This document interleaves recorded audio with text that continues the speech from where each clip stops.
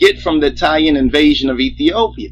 During the time of the Italian invasion of Ethiopia, do we see this witness right here in the scriptures of the kingdom of the King of Kings breaking in pieces the League of Nations, and consuming those European secret society occult leaders who turned their backs on their covenant with the King of Kings, with Christ in his kingly character, with the Ancient of Days. And this is all linked, this is all linkage to the Ancient of Days, right? And it says, and it shall stand forever. The kingdom of the King of Kings has not fallen. It continues to stand. You understand? Yet those who are to be the ministers, the representatives of the kingdom, must study and show themselves approved. You understand? Must prepare themselves. You understand? For the true and the new millennium, and this newness, the true newness, the true new world order is not of Babylon, is not of mystery Babylon. All of that is a counterfeit. It's counterfeit, and we're going to touch on counterfeits. You understand? And how they seek to counterfeit the word. So when we say certain things, if we say new world order, the first thing you think of is the occult, is the Satanists and the Luciferians. You understand? This shows a successful job of deceiving all nations. You understand? But the true new world order, you understand, according to the word and according to the reality, the logos, the logical new world order is of the King of Kings and of his Christ. But they've sought to co-opt that and to counterfeit that and have deceived the whole world. So we have to go through more to explain. When we say new world order, we don't mean their new world order, we mean the new world order of God. And this seems like a strange and a foreign idea because of the deception, you know what I'm saying, of all nations that has gone on. But the word and the evidence bears the witness. And it goes on and it says, for as much as thou sawest that the stone was cut out of the mountain, that this stone, now notice a mountain is a great thing. 12,000, you understand, 12,000 Israelites may seem like a big number, but then in Ethiopia, think about 12,000 Israelites, Israelite males, you understand, of the 12 different tribes in Ethiopia. Now they have to find faithful wives, you understand, and they have to be fruitful now and multiply. You understand? Still, it's a small kingdom. This is a small stone. This is why even George Bush Sr. said it's not just about one small country. It's not just about Ethiopia is what he's speaking about. You understand? Because the insiders of the Illuminati and the Satanists, they know this. You understand? They know that what we're saying and being witnessed is true. This is why they fight against it. This is why they try to suppress the truth, because they know it's true. You understand? But it says, for as much as thou sawest the stone. Now this stone represents, you understand, the kingdom that was established, the renewal of the kingdom of David that was established in Ethiopia. It says, for as much as thou sawest, according to the vision, according to the seers, citing of this, that the stone was cut out of the mountain without hands. And the mountain's a greater thing, a bigger thing.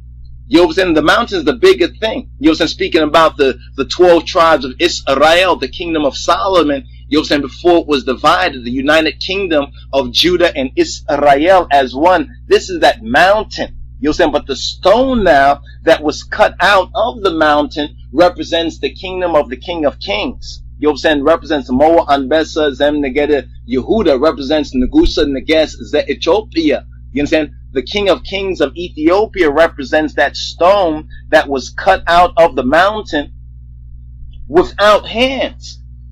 Without hands was it cut out of the mountain. You understand? And that it break in pieces the iron, speaking about the world empires before it. You understand? And even the ones attempting to come after it. And the brass, the clay, the silver, and the gold, speaking of all those world empires which are spoken of in parable, which are spoken of in symbols and according to the type. And it says, the great God hath made known to the king what shall come to pass hereafter. Now we're living in the times of the manifestations of these things. You understand? And the dream is certain, and the interpretation thereof is sure. And the interpretation thereof is sure. So now this is all connected with that second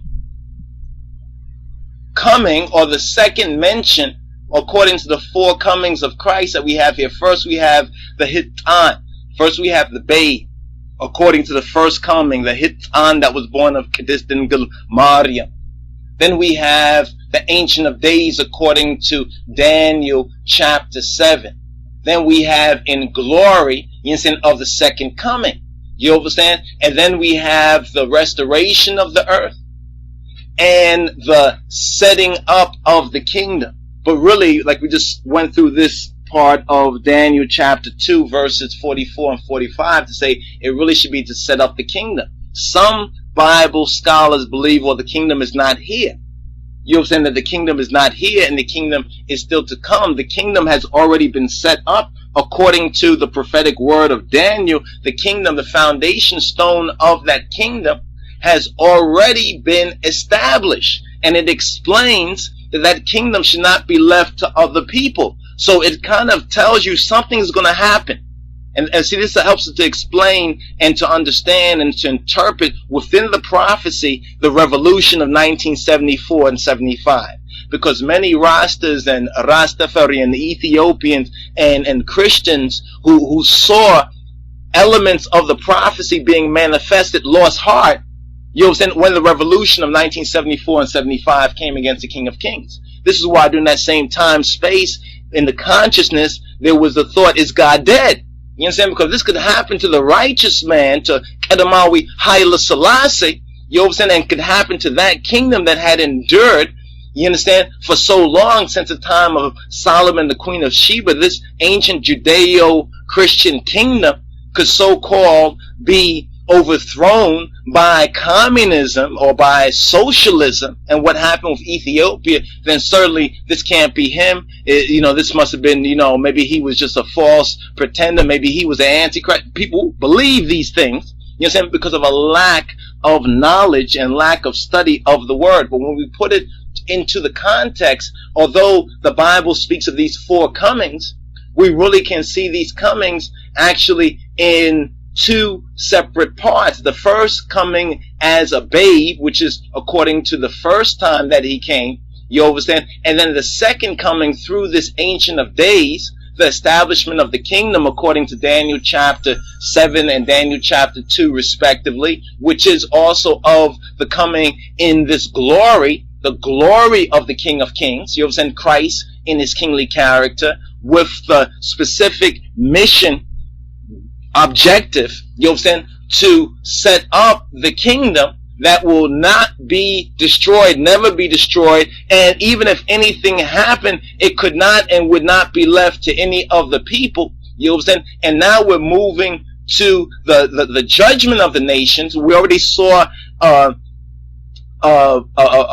pre-advent, or rather a foreshadowing. We already seen a foreshadowing of how this judgment is to happen in the fullness, fulfillment of it. So what's interesting about this is like in the Matrix movie, where the whole idea of the Matrix being rebooted and the 1,000 years, when you think about the 1,000-year prophecy, you understand, and those who would enter into the kingdom and what's going on right now. Some say that there has to be a space of 1,000 years.